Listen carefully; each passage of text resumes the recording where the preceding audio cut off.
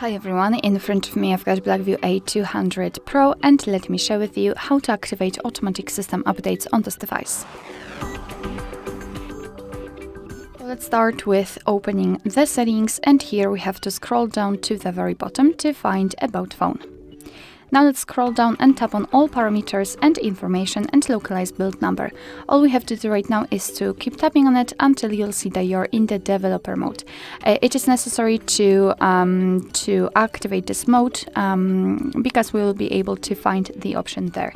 If you want to learn more about the developer options, I highly recommend to check our tutorial about it.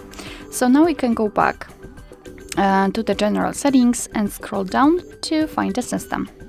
Now let's enter developer options, which we've just activated, and scroll down a little bit to find automatic system updates.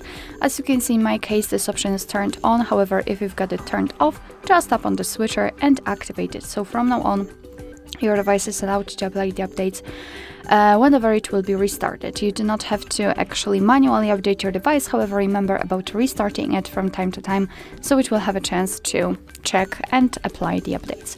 You can turn this option off just by tapping on the switcher again.